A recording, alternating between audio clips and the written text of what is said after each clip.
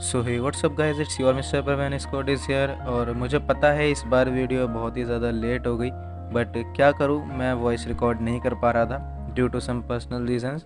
फिर मेरी थोड़ी तबीयत ख़राब हो गई और उसके बाद तो बस मैं थोड़ा सा आलसी हो गया, एक्चुअली बहुत ज़्यादा हो गया। लेकिन कोई नहीं गाइस, आज फाइनली वीडियो आ चुकी है और अब से रेगुलर होने का भी मैं ट्राई करूँगा। तो आज की वीडियो में हम देखने वाले हैं कि 12 दिसंबर के कैंपेन का क्या कुछ फ़ायदा हुआ या नहीं हुआ, और साथ ही साथ में दो बहुत ही ज़्यादा ऑसम ट्रिक्स बताने वाला हूँ कैंपेन से रिलेटेड। उनको ज़रूर देखना और उन्हें देखने के बाद हमारे लिए हैशटैग्स को ट्रेंड करवाना और भी ज़्यादा आसान हो जाएगा। और वीडियो स्टार्ट करने से पहले एक रिक्वेस्ट करना चाहता हूँ कि यार चैनल की रीच बहुत ज़्यादा डाउन हो रखी है, सो प्लीज़ वीडियो को लास्ट तक देखना और लाइक ज़रूर करना ताकि रीच वापस से उठ सके। और इसके बारे में तो क्या ही कहूँ और कितनी बार कहूँ भाई, वीडियो देखते हो तो सब्सक्राइब भी कर लिया करो। थक गया हूँ ब्रो कहते कहते, अब मुझे और कहना ही नहीं है। तो एनीवेज, अब अपनी वीडियो को स्टार्ट करते हैं।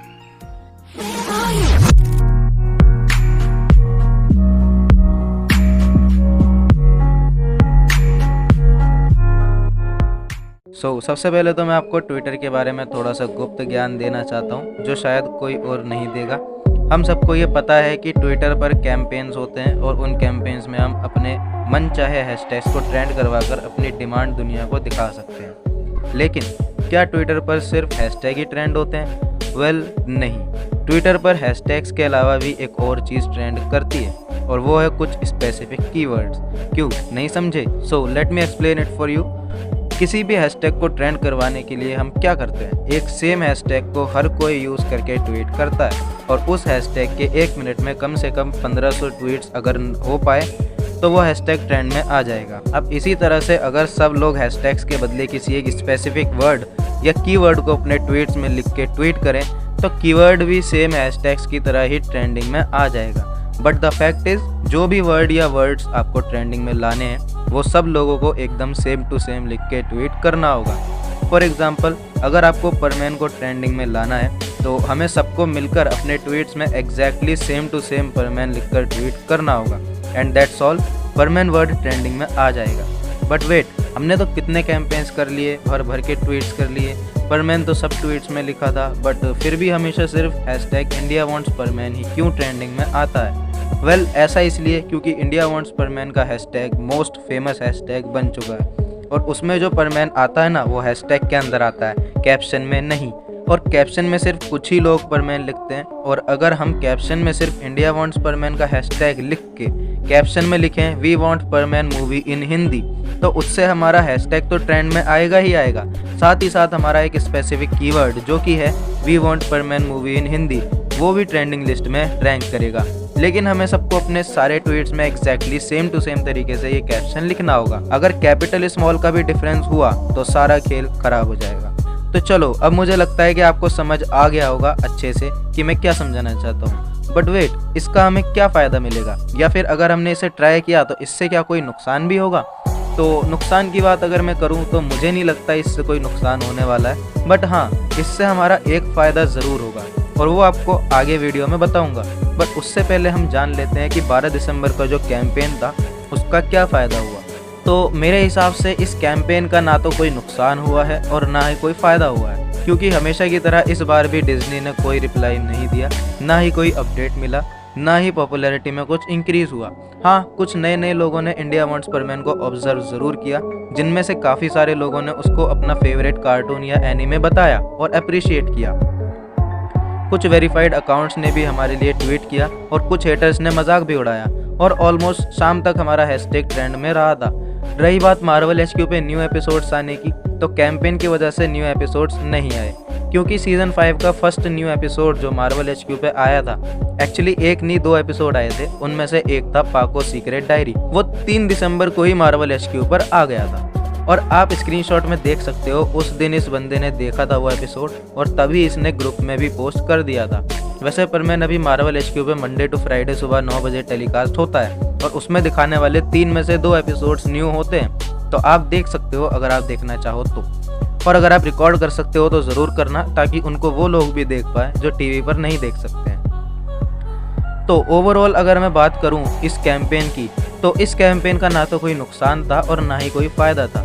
ये एक न्यूट्रल कैंपेन था, बट इस कैंपेन से एक बात तो पता चल गई कि परमैन कम्युनिटी अभी भी काफ़ी ज़्यादा एक्टिव है। और जैसा मुझे लग रहा है कि अभी दोबारा से लॉकडाउन लगने वाला है, तो उसमें परमैन कम्युनिटी 2020 की तरह फिर से एक बार बूस्टअप हो जाएगी।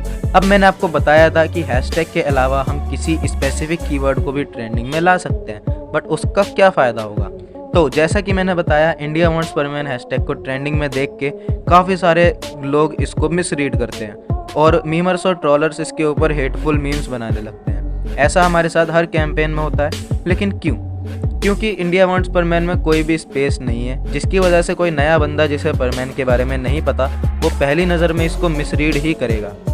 लेकिन अगर हम किसी कीवर्ड को ट्रेंड करवाते हैं तो उसके सारे वर्ड्स विद स्पेस लिखे जाते हैं और वो पढ़ने में और समझने में बहुत ईजी हो जाता है और वो देखने में भी काफ़ी अच्छा लगता है, तो उसको कोई मिसरीड नहीं कर पाएगा। मतलब हेटर्स का तो बिल्कुल सफाया। दूसरा फ़ायदा, कीवर्ड्स में हम जितना लंबा सेंटेंस चाहें लिख सकते हैं, वर्ड्स की कोई लिमिट नहीं है।